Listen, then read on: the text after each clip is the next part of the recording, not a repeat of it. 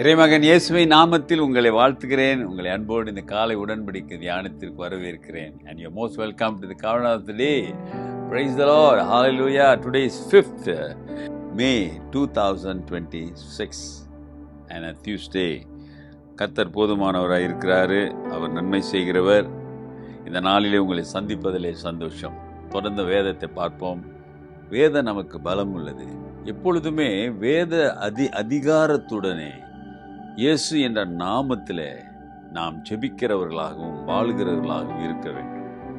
Okay, சரி. இன்றைக்கான வசனம் பார்த்தீங்கன்னா அது கொலோசியர் 2ஆம் அதிகாரம் 22ஆம் அதிகாரம் 7வது வசனம். அது 2வது பகுதி, second B. Colossians chapter 2 verse 7, the second line, B. As you have been taught, abounding in it with thanksgiving. Hallelujah. நீங்கள் போதிக்கப்பட்டபடியே விசுவாசத்தில் உறுதிப்பட்டு ஸ்தோத்திரத்தோடே அதிலே பெருகுவீர்களாக. ஹல்லேலூயா. பவுல் என்ன சொல்லுகிறார்? போதிக்கப்பட்டபடியே. இன்றைக்கு நிறைய போதனைகள் உண்டு. ஆதி சபைன்னுவாங்க, பாரம்பரிய சபைன்னுவாங்க, இப்போ நாங்கள் எழுப்புதல் சபைன்னுவாங்க, ஆவியில் நிறைஞ்ச சபைன்னுவாங்க. இப்படி பலவிதமான சபைகள், அப்படி என்றால் பலவிதமான போதனைகள். ஆமாதானே? ஆனால் இங்கே பவுல் என்ன சொல்கிறாரு? நீங்கள் போதிக்கப்பட்டபடியே.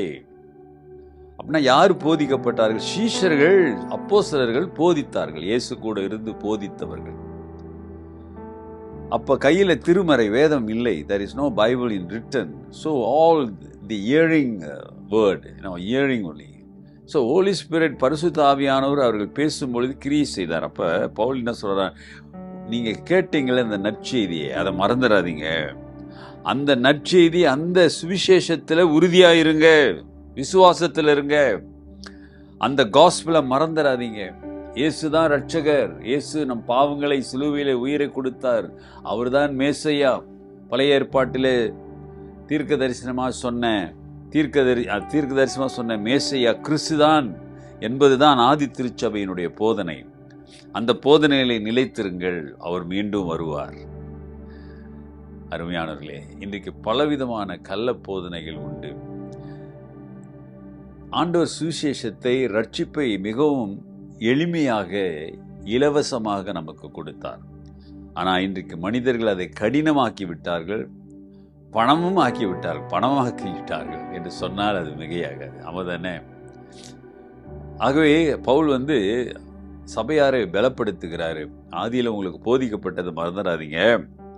அந்த போதிப்பிலே, விசுவாசத்திலே உறுதிப்பட்டிருந்து எப்பொழுதும் ஆண்டவருக்கு தோத்திரம் சொல்லுங்க. Thanks giving, always give a thanks giving to the lord. For what? For the Messiah, for the salvation. ரட்சிப்புக்காக, மேசையுக்காக, நம்மை தெரிந்து கொண்டதற்காக நன்றி உள்ள பிள்ளைகளாக நாம் வாழ வேண்டும். இன்னைக்கு மனிதர்களுக்குள்ளே புதிய புதிய ரெவலேஷன் வருகிறது. சொல்கிறாங்க, கர்த்தர் எங்களோடு பேசினார், கர்த்தர் எனக்கு வெளிப்படுத்தினார் என்றெல்லாம் சொல்லுகிறார்கள். ஆனால் இங்கு பவுல் ஆணித்தரமாய் சொல்லுகிறார், உங்களுக்கு போதிக்கப்பட்டிருக்கிறது, இனிமேல் ஒரு புதிய போதனை தேவையில்லை. வெளிப்படுத்தப்பட்டிருக்கிறது, இனிமேல் ஒரு வெளிப்பாடு தேவையில்லை. ஒரு ஆமீன் சொல்லுங்க. புரியுதுங்களா? Already God revealed to us, through our Bible, the word of God. And we have the word of God in our hand. நம் கைகளிலே வேதம் இருக்கிறது. ஆகவே படித்து, அறிந்து, புரிந்து, தியானித்து, கர்த்தருக்குள்ளே ஒப்பு கொடுத்து, அந்த போதனைகளை விட்டு விலகாதபடி விசுவாசத்திலே இந்த கடைசி நாட்களிலே நாம் பலமாக நிற்க வேண்டும். அல்லேலூயா. ஒப்பு கொடுங்க. கர்த்தர் பெரிய காரியங்களை செய்வார். ஜெபிப்போம். நல்ல ஆண்டவரே, இந்த காலை வேளைக்காக உம்மை நன்றியோடு துதிக்கிறோம். உன் நாமம் மகிமையானது ஆண்டவரே.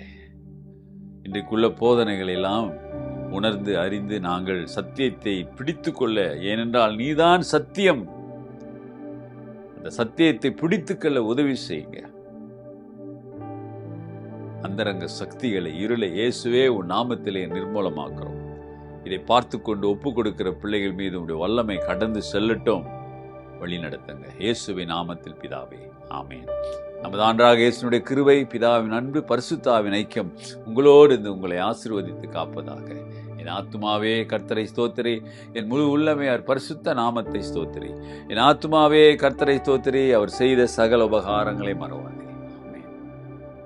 என் பிரதர் சிஸ்டர், சகோதரனே சகோதரியே, இது கடைசி காலம், இது பொல்லாத காலம்தான், அது உண்மை.